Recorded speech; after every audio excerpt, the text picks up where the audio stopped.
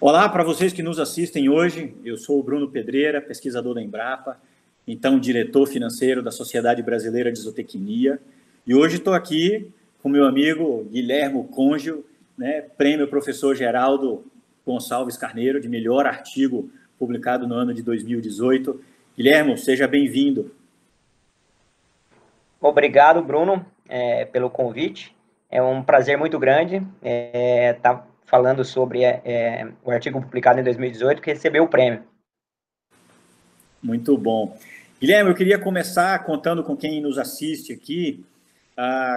Quem é você? De onde você veio? Conta um pouquinho para nós da sua formação, sua graduação e aonde você está até então. Perfeito.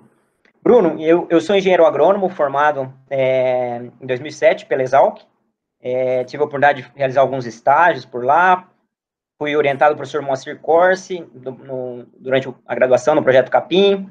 Depois resolvi fazer o mestrado, né? Eu comecei a ter algumas atividades de iniciação científica durante a graduação, e isso me despertou o interesse na ciência, na parte de floricultura, principalmente, e ao final da minha graduação eu decidi fazer um mestrado. Então fiz um mestrado também com o professor Moacir, na Exalc, no Programa de Ciência Animal e Pastagens. Terminei em 2010, e eu sempre tive uma vontade de trabalhar na indústria. Então, foi quando eu terminei em 2010 e atuei numa indústria multinacional na região norte do país, Tocantins, Pará e Maranhão. Fiquei lá no departamento de pesquisa e desenvolvimento, trabalhando com desenvolvimento de herbicidas, inicialmente herbicidas em pastagens, depois mais cultivos também, soja, milho, arroz. Depois fui transferido para Piracicaba, onde eu assumi a pesquisa de cana e amendoim no Brasil, mas eu não estava feliz, e foi quando eu decidi deixar a indústria e aplicar para o doutorado. Então, foi isso que eu fiz, já de volta em Piracicaba, apliquei na Exalc para o doutorado, e realizamos um trabalho de doutorado com o professor Sila Carneiro da Silva na Exalc. Então, a gente trabalhou, o meu projeto de doutorado originou, um dos artigos foi esse, né, que a gente vai bater um papo hoje, e tive a oportunidade de passar um tempo na Nova Zelândia, na Universidade de Lincoln, com o professor Pablo Gregorini, e terminei o doutorado em outubro de 2018, e apareceu uma oportunidade para conduzir um projeto de identificação de estratégias de mitigação de metano para a América Latina, um projeto financiado pela Ag Research, da Nova Zelândia, e liderado pelo professor Ristoff, da Penn State, e também pelo professor André Benick, de Wageningen, e a minha sede é na AgroSávia, em Bogotá, na Colômbia. Então, é uma empresa de pesquisa e desenvolvimento colombiana, semelhante à Embrapa, né? E é lá que eu desenvolvo esse projeto de identificação de estratégias de mitigação de metano. Legal, bacana. E aí, esse ano, né, a gente com essa coisa da pandemia, etc., tudo virtual, a cerimônia aconteceu em dezembro agora, onde você ganha aí o prêmio, né, de melhor artigo de 18 pela Sociedade Brasileira de Zootecnia. E a ideia é conversar um pouquinho sobre isso hoje e poder dividir, né, com quem nos assiste, com os nossos sócios e com as pessoas que têm interesse na área de ciências zootécnicas, um pouquinho sobre o seu trabalho, né? Você acha que você tem aí preparado alguma coisa para a gente? Quer contar um pouquinho para a gente como é que foi, de onde nasce essa hipótese, de como que a gente explica para quem nos ouve hoje um pouquinho do que foi esse melhor artigo de 2018? Certo. Então, a gente vai falar sobre esse artigo hoje, que é oriundo, é um dos artigos oriundos no meu projeto de doutorado, e ele é resultado de um trabalho, de um esforço colaborativo entre pesquisadores da Exalc, né, o professor Sila, o professor Flávio, da Exalc, envolveu também pesquisadores da Embrapa, Pecuária Sudeste, o Alexandre Bernd, Patrícia Enchão, e também a Rosa Frigueto, da Embrapa Meio Ambiente. E, devido ao meu estágio na Lincoln University, eu acabei envolvendo dois pesquisadores de lá, o Thomas e o professor Pablo Gregorini. Bom, a ideia do projeto, ela nasceu, esse é o modelo conceitual, né, do projeto.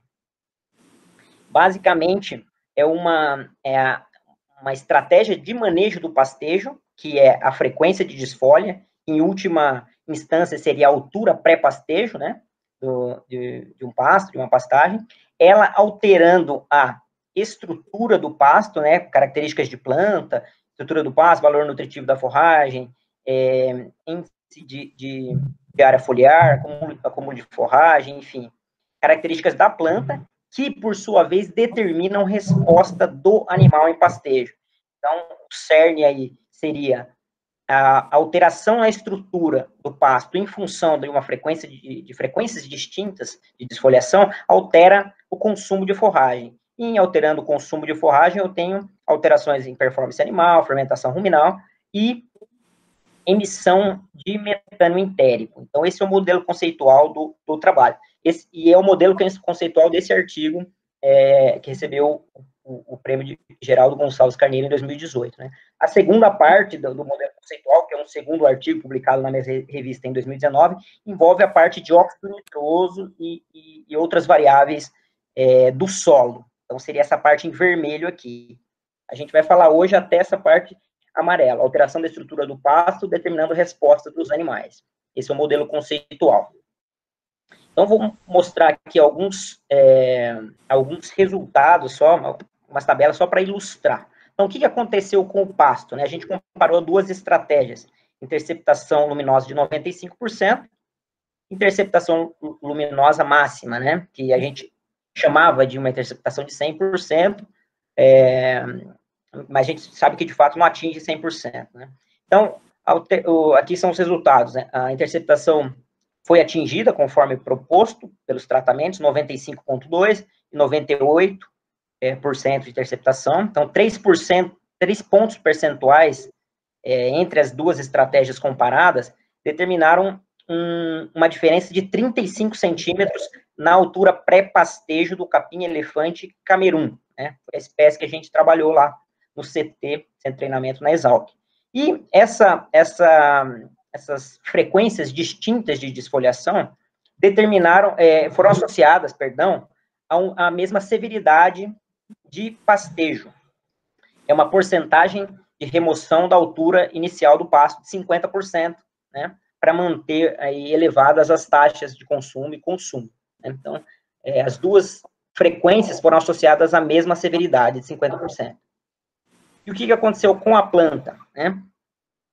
Produção de forragem, a gente não observou diferença, mas só que o tratamento manejado a 1 metro de altura, né, que correspondeu ao tratamento de interceptação luminosa de 95%, ele produziu mais folha do que uma interceptação luminosa máxima, o pasto de 1,35 m. E produziu menos como, né? Isso são resultados de planta que já são bem demonstrados na literatura, bem consolidados, né? A planta, o pasto manejado com altura IL 95, né, com altura referente, a interceptação luminosa de 95%, produz mais folha do que um pasto mais passado, um pasto mais alto. Né? E tem uma maior proporção de folhas e menor proporção de comos no extrato potencialmente pastejável. Né? Isso determinou um extrato potencialmente pastejável com melhor valor nutritivo. A gente está falando de um maior teor de proteína, a fibra de detergente neutro, a gente observou diferença, e um menor teor de fibra de detergente ácido e também de lignina, ou seja, isso é resultado da maior proporção de folhas no extrato potencialmente pastejável. Então, primeiro passo, realmente, de acordo com o nosso modelo conceitual, observamos uma diferença nas características de planta. E o animal pastejando ela, o que aconteceu, né? As características, agora envolvendo o animal também, perdas de forragem por pastejo. A gente teve uma perda maior de forragem numa interceptação luminosa máxima, num pasto de 1,35 m, né? Se perde mais forragem por pastejo, um pasto mais alto, e uma menor eficiência de pastejo comparado à interceptação luminosa de 95%. Isso, a maior eficiência de pastejo e a maior produção de folhas, ambos, determinaram uma maior taxa de lotação. Né? Foi um trabalho desenvolvido aí 120 dias no período das águas, então um aumento aí de 30%, 33% na taxa de lotação, sem gastar, sem fazer investimento, né? sem aumentar o investimento em termos de recursos, de dinheiro.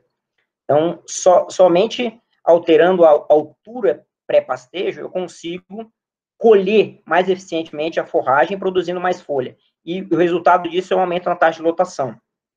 Coloco mais animais por unidade diária. E vejam que mesmo com uma menor oferta de forragem, né, aqui a gente está falando de 21 quilos matéria seca vaca dia, aqui quase 30, a gente teve um consumo de forragem e consumo total maior para o pasto capim-elefante manejado a 1 metro, comparado ao capim-elefante manejado a 1,35 m, né? Ou seja, claramente, não adianta eu fornecer mais forragem para os animais, eu tenho que fornecer o pasto com a estrutura certa, uma maior proporção de folhas para otimizar o processo de pastejo. Eu otimizo os processos da planta, né, acúmulo de folhas, por exemplo, e otimizo o consumo dos animais em pastejo. Então, os animais consumiram mais forragem e o consumo total, pasto mais concentrado, foi maior também, uma vez que os animais receberam a mesma quantidade de concentrado em ambos os tratamentos. Então, com o maior consumo do IL-95 determinou uma maior produção de leite vaca-dia, aí na faixa de 15% a mais, e uma maior produtividade, que é a associação entre a produção de leite vaca-dia e a taxa de lotação. Associando essas duas variáveis, a produtividade foi em torno de 51% maior para o tratamento para o capim camerum manejado a 1 metro de altura. Então, eu consigo aumentar a produtividade do sistema alterando uma característica da planta, né, que é a altura pré-pastejo. Falando agora da parte de metano. Então, a emissão de metano em gramas dia, né, foi igual, em torno de 297 gramas dia por vaca, mas só que, devido ao aumento da produção de leite e do consumo, a intensidade de emissão, que é uma variável bem importante, gramas de metano por quilo de leite produzido, e a produção de metano, que é gramas de metano por quilo de matéria seca consumida, reduziu aí o manejo de IL-95, reduziu por volta de 20% a intensidade de emissão e a produção de metano. Então, o metano é um gás de efeito estufa mais representativo de sistemas de produção animal, né? Representa aí 50%, 70% em termos de carbono, de dióxido de carbono equivalente, de emissão do sistema. Então, a gente reduziu em torno de 20% somente alterando a altura de entrada dos animais no piquete. Como conclusão do artigo, como conclusões, né, o manejo de IL-95, ele reduz o alongamento de como e otimiza processos inerentes ao crescimento da planta, né, como exemplo, acúmulo de folha, qualidade da forragem, interface planta-animal, então melhora a eficiência do pastejo, ingestão de forragem, e processos inerentes ao animal, que é a produção de leite, no caso, e intensidade de emissão de metano, resultando em maior produção de leite por unidade diária, que é a produtividade.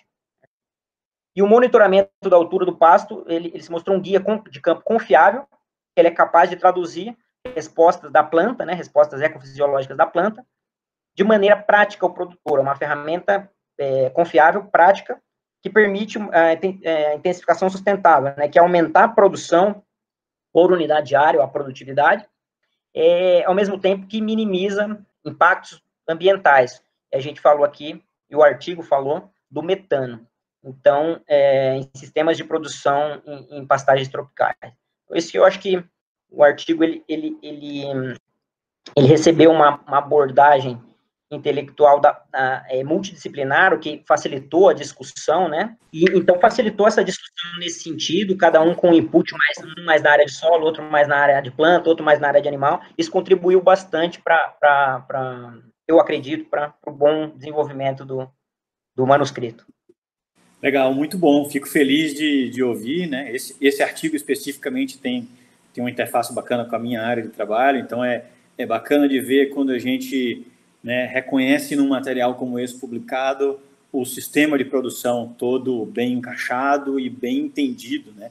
Acho que a gente tem sido apontado aí como um grande emissor de metano, a pecuária paga esse preço de ouvir essa história sempre, e fico muito feliz quando eu vejo uma conexão como essa, um modelo conceitual, né, como você bem mencionou aí, feito por você e pelo professor Sila, no sentido de unir, né, solo, planta e animal. Eu acho que essa seria a grande aplicação prática do seu trabalho, né? A gente poder ajustar manejo do pastejo e chegar, como você mostrou aí ao final, uma emissão menor de metano por quilo de produto produzido, né? Então, você consideraria isso como o principal impacto aí do trabalho, vamos dizer assim? Eu acredito que sim, Bruno. Eu acho que a fortaleza do artigo, né, na minha opinião, foi que ele conseguiu amarrar bem exatamente o que você disse, a interface solo, planta, animal. Então, o que acontece com a planta? Determina respostas dos animais, né?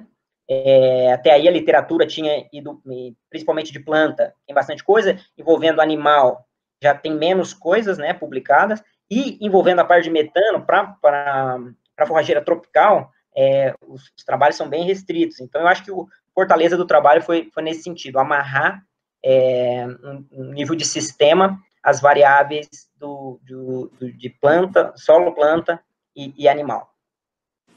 Excelente. Guilherme, muito obrigado pelo seu tempo aqui conosco. Em nome da Sociedade Brasileira de Zootecnia, eu quero te agradecer, a equipe toda aí, o professor Sila, né, por terem submetido o trabalho para apreciação, por terem sido exitosos aí, né, no prêmio de melhor artigo de 2018.